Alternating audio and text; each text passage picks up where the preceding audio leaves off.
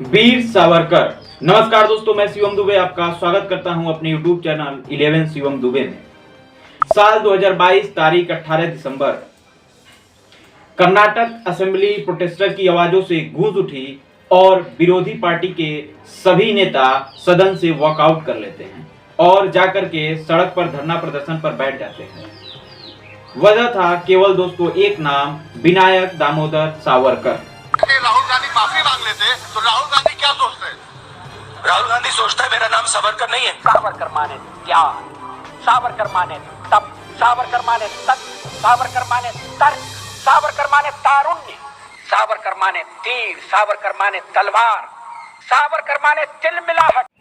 दोस्तों, इस विरोध का कारण था विनायक दामोदर सावरकर का फोटो जो कर्नाटक असेंबली में लगाया गया था। इनके फोटो के साथ स्वामी विवेकानंद का फोटो, सुभाष चंद्र बोस, महात्मा गांधी, सरदार वल्लभ भाई पटेल और भीमराव अंबेडकर का भी फोटो कर्नाटक असेंबली में लगाया गया था। लेकिन केवल सावरकर के फोटो के विरोध में इतना बड़ा प्रोटेस्ट हुआ कि कर्नाटक असेंबली की कार्रवाई स्थगित करनी पड़ी। दोस्तों, क्यों सावरकर के नाम से ही हमारे जहन में ढेर सारे सवालों का जिक्र आ जाता है। क्या वीर सावरकर फ्रीडम फाइटर थे या ट्रेटर थे? अगर वीर सावरकर ट्रेटर थे तो क्यों ब्रिटिश क्राउन ने उन्हें 50 साल जेल की सजा दी? क्या वीर सावरकर सच में वीर थे? अगर वीर थे तो क्यों उन्होंने ब्रिटिश राज को अपना माफीनामा दिया? फादर ऑफ हिंदुत्व कहलाने वाले सावरकर क्यों अपने आप को एथिस्ट का दर्जा दिए थे? आज हम सावरकर की सच्चाई जानने की कोशिश करेंगे। क्या वजह है स्वतंत्रता संग्रामी सावरकर को लोगों का प्यार और नफरत दोनों झेलनी पड़ती है? दोस्तों, वीर सावरकर का जन्म 28 मई 1883 महाराष्ट्र के भंगरू नामक ग्राम में हुआ। इनके पिता का नाम दामोदर सावरकर था, जो बहुत ही धार्मिक, प्रवृत्त और स्ट्रिक्ट व्यक्ति थे। यही कारण रहा कि वीर सावरकर ने बचपन में ही महाभारत, गीता और रामायण जैसी धार्मिक पुस्तकों को पूरी तरह से पढ़ लिया और हिंदुत्व को लेकर के हमेशा समाज में आगे रहा करते थे। इनकी माता का नाम राधाबाई था। बचपन में ही इनके माता पिता का साया इनके ऊपर से उठ जाता है, जिसकी वजह से इनका जीवन संघर्षमय रहा। दोस्तों, वीर सावरकर ने अपनी प्रारंभिक शिक्षा शिवाजी स्कूल नासिक से किया। पढ़ाई में वे बचपन से ही बहुत तेज थे और रिलीजियन, राइटिंग और पॉलिटिक्स में उनका बचपन से इंटरेस्ट था। उन्होंने 10 साल की उम्र में अपनी पहली कविता लिखी, जिसे पुणे में एक पेपर में प्रकाशित किया गया। दोस्तों, 12 साल की उम्र में जब इनके गांव में हिंदू मुस्लिम लड़ाई हो रही थी तो हिंदुओं का नेतृत्व वीर सावरकर कर रहे थे और यही से इन्हें वीर सावरकर बोला जाने लगा। सावरकर अपने जीवन में सबसे ज्यादा प्रभावित अपने बड़े भाई गणेश दामोदर सावरकर और बाल गंगाधर तिलक से थे और बाल गंगाधर तिलक को अपना गुरु मानते हैं। दोस्तों, बाल गंगाधर तिलक द्वारा शुरू किए गए गणेश पूजन को ये सपोर्ट करने लगे और अपने गांव और अपने स्कूल में गणेश पूजन करने लगे। दोस्तों, साल 1901 में सावरकर का विवाह यमुनाबाई के साथ हो जाता है। उसके बाद यमुनाबाई अपने पिता से कुछ पैसों की सहायता लेकर के सावरकर का दाखिला फर्ग्यूसन कॉलेज पुणे में करा दिया। कॉलेज में दाखिला लेने के पश्चात ही ये कॉलेज में पॉलिटिक्स में एक्टिव हो गए और बाल गंगाधर तिलक द्वारा लगाई गई चिंगारी अब इनके दिलों की आग बन चुकी थी। दोस्तों, मुझे एक कविता याद आती है। कुछ कविता इस तरह है। सिर्फ पानी और पसीने में बड़ा अंतर है, पत्थर और नगीने में बड़ा अंतर है, ए मुर्दा घड़ियों की तरह वक्त बिताने वालों, सांस लेने और जीने में बड़ा अंतर है। तो वीर सावरकर अपने बड़े भाई गणेश सावरकर के साथ मिलकर के 1903 ईस्वी में वहीं कॉलेज में मित्र मेला नाम की एक सीक्रेट सोसाइटी का गठन किया, जो आगे चल करके 1906 में अभिनव भारत सोसाइटी के नाम से जाना। दोस्तों, 1905 में जब स्वदेशी आंदोलन का आगाज हुआ तो वीर सावरकर उन चंद लोगों में शामिल थे जिन्होंने विदेशी कपड़ों की होलिका जलाई और अभिनव भारत सोसाइटी से जुड़े युवाओं ने अंग्रेजों के खिलाफ मुहिम छेड़ दी और सभी लोग मिलकर कॉलेज में ही विदेशी कपड़ों की होली जलाई, जिसमें सावरकर के गुरु बाल गंगाधर तिलक भी शामिल हुए, जिससे सावरकर बहुत ही प्रसन्न हुए और 1906 में सावरकर को कॉलेज से निकाल दिया गया। लेकिन इस इनके देश प्रेम को देखकर श्यामाजी कृष्णा वर्मा ने इन्हें स्कॉलरशिप दिया और सावरकर का admission grace law university London में करा दिया। और कानून की जानकारी के लिए सावरकर 3 जुलाई 1906 में ही लंदन चले गए और वहां भी ये देश और धर्म के प्रेम को आगे बढ़ाने की ठानी और इंडियन हाउस में शरण ले लिया। दोस्तों, इंडियन हाउस श्यामा जी द्वारा ही बनवाया गया था, जहां पर इंडिया के फ्रीडम फाइटर्स और स्टूडेंट रहा करते थे। दोस्तों, सावरकर ने लंदन में एक और नई सोसाइटी का गठन किया जिसका नाम रखा गया फ्री इंडिया सोसाइटी। इस सोसाइटी में इंडिया को स्वतंत्र कराने के बारे में चर्चा होती थी। यहीं पर वीर सावरकर की मुलाकात मदन लाल ढींगरा से होती है और मदन लाल ढींगरा वीर सावरकर से बहुत ही प्रभावित थे।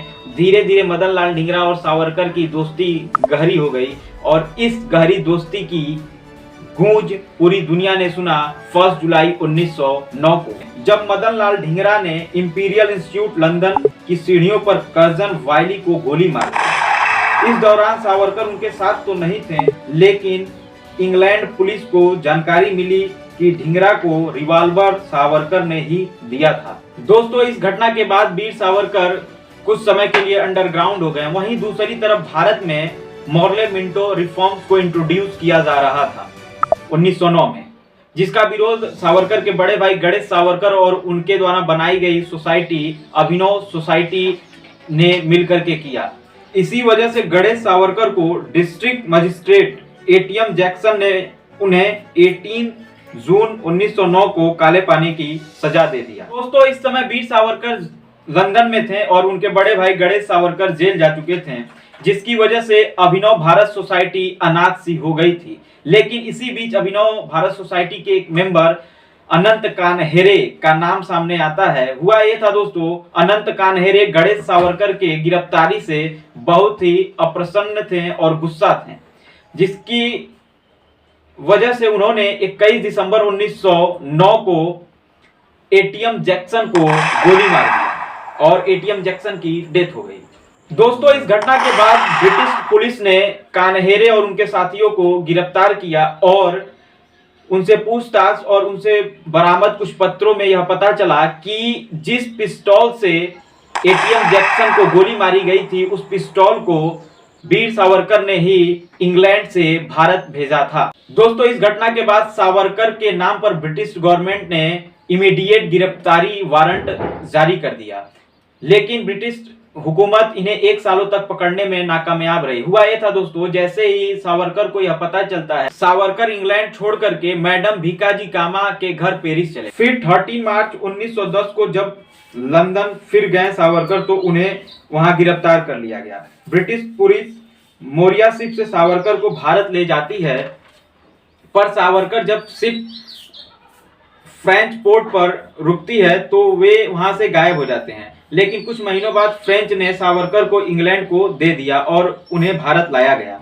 दोस्तों, उसके बाद ईयर 1911 4 जुलाई इंडियन ब्रिटिश कोर्ट ने section 120A Indian penal code IPC के तहत 28 साल के सावरकर को काले पानी की सजा दे करके सेलुलर जेल अंडमान भेज दिया। दोस्तों, बहुत संघर्ष करने के बाद सावरकर अंडमान जेल से बाहर आते हैं और उन्हें 1937 तक रत्नागिरी जेल में रखा जाता है। अंडमान जेल से 1924 को बाहर आते हैं। दोस्तों, अंडमान जेल में इंसानों पर बहुत क्रूरता से, अभद्रता से पेश आया जाता था, जिसे काले पानी की सजा बोली जाती थी। मैं इस पर भी एक वीडियो बनाऊंगा और अपने YouTube चैनल पर अपलोड करूंगा।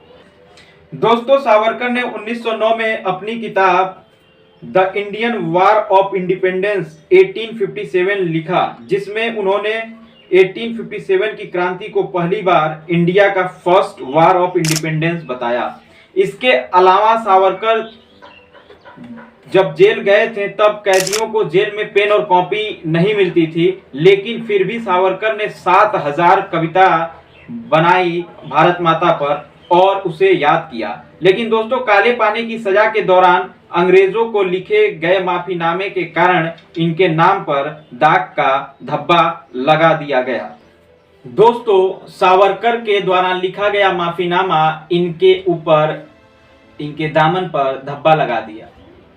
इन्होंने पहला माफीनामा 3 सितंबर 1911 को अंग्रेजों को दिया, जिसे कोर्ट ने खारिज कर दिया। इसके बाद इन्होंने अपना दूसरा माफीनामा 14 नवंबर 1913 को दिया, जिसे फिर से खारिज कर दिया गया।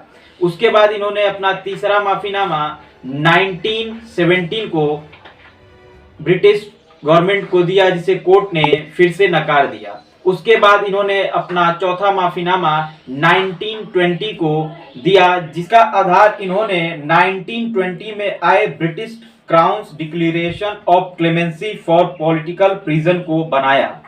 इसके बाद दोस्तों, ब्रिटिश ने सावरकर को 1921 में अंडमान की जेल से रत्नागिरी के जेल में ट्रांसफर कर दिया गया, लेकिन उस पर कुछ शर्त रखे गए। शर्त में यह था कि एक पत्र पर सावरकर के हस्ताक्षर लिए गए, जिस पर लिखा गया था कि सावरकर इंडिया में ब्रिटिश रूल और ब्रिटिश कोर्ट को अच्छा मानते हैं, और यही हस्ताक्षर पत्र पर इन दोनों भाइयों का आजादी का और बदनामी का कारण बना। दोस्तों, हस्ताक्षर के पीछे काला पानी में होने वाले ह्यूमन टॉर्चर और सावरकर की सोच थी कि पूरी जिंदगी जेल में रहकर कुछ न करने से अच्छा है कि बाहर जाकर के कुछ करूं। दोस्तों, काला पानी की सजा में लोगों के साथ बहुत क्रूरता से अत्याचार किया जाता था। अंतिम कैदी धीरेन्द्र चौधरी ने 2001 में दिए गए इंटरव्यू में 4 शब्द कहे। उनके अनुसार वी आर फॉरगेटन विक्टिम्स। वहीं सावरकर कानून के जानकार थे, उन्हें पता था पॉलिटिकल कैदी के कुछ अधिकार होते हैं। दोस्तों, जेल में रहते हुए सावरकर ने कैदियों को पढ़ाना स्टार्ट किया और जेल में ही अपने कानूनी अधिकार का, कैदियों के कानूनी अधिकार का इस्तेमाल करते हुए लाइब्रेरी का निर्माण कराया।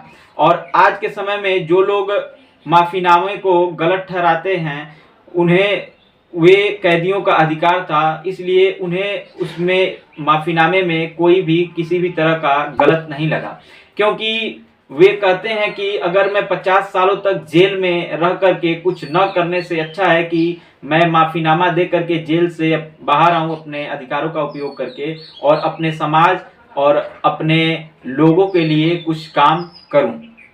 दोस्तों, आइए ध्यान देते हैं वीर सावरकर के हिंदुत्व के विचारधारा पर। उन्होंने पहली बार हिंदुत्व शब्द का इस्तेमाल किया। सावरकर चाहे ब्रिटेन में थे, भारत में थे या फिर जेल में थे, उन्होंने एक कार्य को हमेशा जोश के साथ जारी रखा, जो था हिंदुत्व को बढ़ावा देना।